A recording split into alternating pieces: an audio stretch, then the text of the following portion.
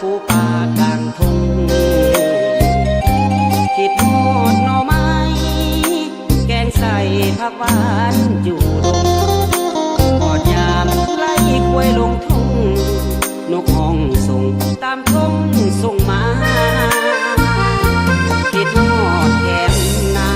มวนแท่นะยามต้นยามใส่เบ็ดใส่มองล่องไหลล่องเรือไปเก็บผักแคมขาผักพูดผักนั่งเลียฟังหลายอย่างนา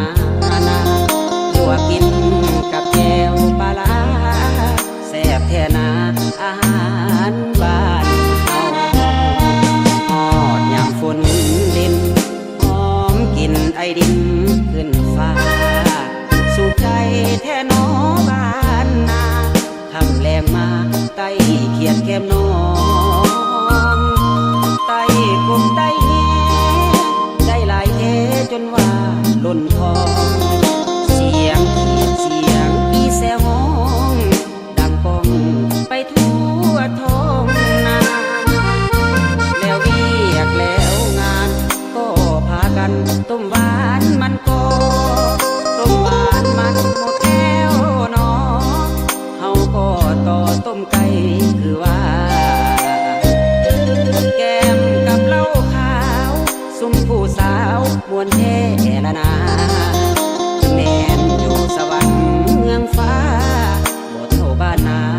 ของเฮาเมืองเดิ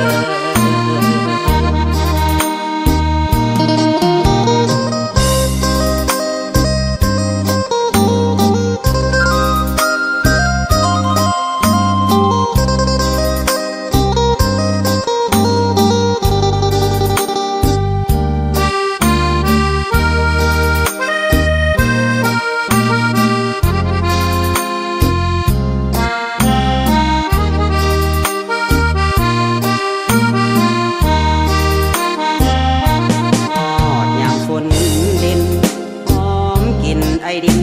ขึ้นฟ้าสุขใจแท่นอบ้านนาทำแรงมาไต้เขียดแก้มน้องไต้กบไต้แหได้หลายเท